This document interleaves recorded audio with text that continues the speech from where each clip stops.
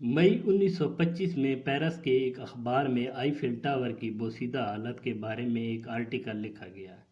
Eiffel tower की तामीर के 30 साल बाद आईफिल टावर के एक हिस्से को बड़े पैमाने पर मरम्मत की ज़रूरत थी।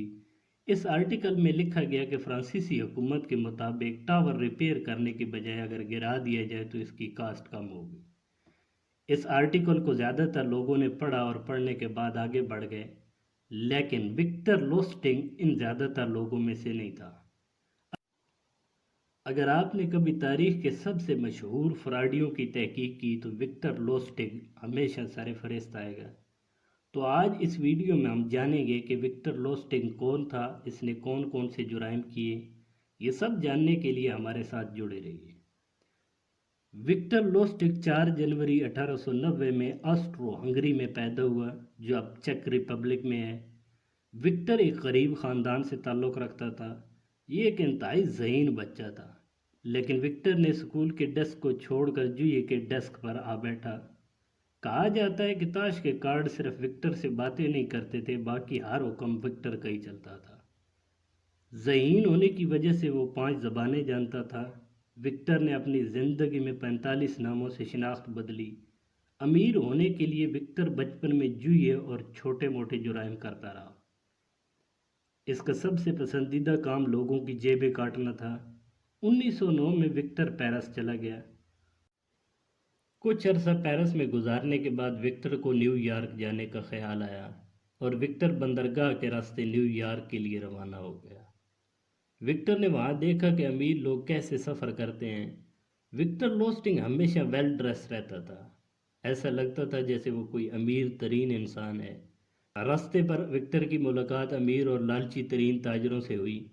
इसने इनसे दोस्ती कर ली और वो न्यूयॉर्क से पेरिस और पेरिस से न्यूयॉर्क आने जाने लगा। इसी दौरान बहुत से लोगों को इसने कीमती जेवरात और पैसों से महरूम किया।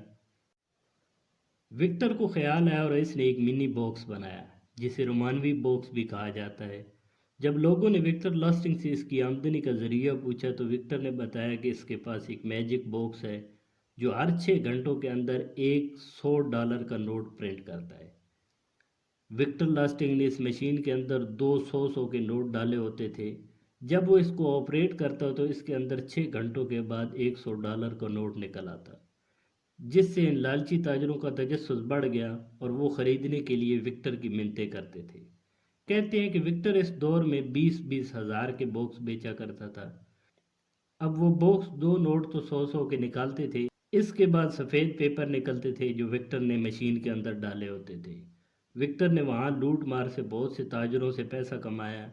1925 में विक्टर दोबारा पेरिस आ गया और इसने वो आर्टिकल पढ़ा जिसमें आईफिल टावर का जिक्र किया गया था। विक्टर को आज भी आईफिल टावर के फ्रॉड से जाना जाता है। आर्टिकल पढ़ने के बाद विक्टर को ख्याल आया और इसने एक प्लान बनाया। विक्टर ने डुप्लीकेट डॉक्यूमेंट्स तैयार किए और उन पर अपना नाम डिप्टी डायरेक्टर जनरल लिखा और 5 स्क्रैप डीलर को एक बड़ी होटल में मीटिंग के लिए दावत दी। जब वो लोग आए तो विक्टर ने खुद को एक पेरिस गवर्नमेंट का ऑफिशियल जाहिर किया और बताया कि पेरिस गवर्नमेंट के मुताबिक नाकिस इंजीनियरिंग और कुछ गलतियों की वजह से टावर की मरम्मत की बजाय इसको गिराने का फैसला किया गया है। इसलिए गवर्नमेंट टावर के अंदर इस्तेमाल होने वाला 7,000 टन मेटल सेल करना चाहती है। इसलिए जो सबसे ज़्यादा बोली लगाएगा वो स्क्रैप इसी को दिया जाएगा। कुछ दिनों बाद स्क्रैप डीलर्स ने अपनी अपनी बोलियां जमा करा दी। विक्टर ने निशाना लगाया एक पोसन नाम के ताजर पर।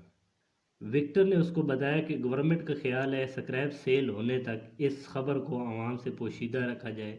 इसलिए विक्टर ने इससे डायरेक्ट चेक लिया जो 350 मिलियन का था और साथ बोली अप्रूव करवाने के लिए इसने पोसन से रिश्वत भी ली। विक्टर ये पैसे लेकर ऑस्ट्रेलिया चला गया। कुछ अरसे बाद पोसन को पता चला कि इसके साथ फ्रॉड हो गया है, लेकिन इसने शर्मिंदगी से बचने के लिए इसका जिक्र किसी से नहीं किया। विक्टर का ख्याल था कि इस फ्रॉड की खबर पूरे मुल्क में फैल जाएगी, लेकिन ऐसा कुछ भी ना हुआ। विक्टर पर 20 से ज़ायद फ्रॉड के मुकदमात थे। कुछ माह बाद विक्टर दोबारा पेरिस आया और आईफिल टावर को दोबारा बेचने का सोचा। इस बार वो 6 और स्क्रैप डीलर से मिला और वही सब कुछ कहा कि गवर्नमेंट आईफिल टावर को बेचना चाहती है। وکٹر کے دوستوں کے مطابق وہ اتنا سنجیدہ انسان تھا اور اس انداز سے بات کرتا تھا کہ ہر کوئی اس کی بات پر یقین کر لیتا تھا۔ اس لیے پھر وہ نئے ڈیلر مٹیریل لینے کے لیے راضی ہو گئے اور وکٹر نے آئی فل ٹاور کو دوبارہ بھیج دیا، لیکن اس بار وکٹر پولیس کے لیے اپنے نشانات چھوڑ گیا اور وکٹر امریکہ چلا گیا۔ وہاں اس نے کرائم باس آل کوپن کو دھوکہ دیا کوپن لے کر، لیکن بالآخر 1936 میں وکٹر کو جیل سازی کے الزام میں گرفتار کر لیا گیا اور 20 سال کی قید سنائی گئی۔ لیکن 1947 میں وکٹر لاسٹنگ نمونیا کی وجہ سے مر گیا تھا۔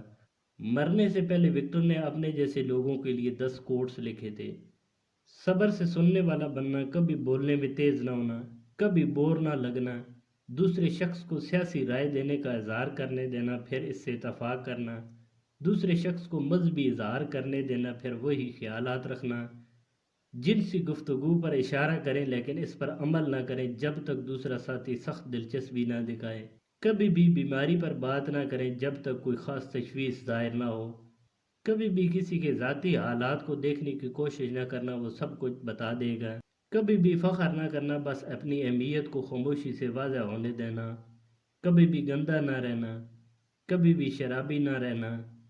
وکٹر لاسٹک کے یہ تھے مشہور ترین کال۔ تو آج کی ویڈیو میں بس اتنا ہی، ملتے ہیں اگلی انٹرسٹنگ ویڈیو میں، تب تک اپنا خیال رکھیے۔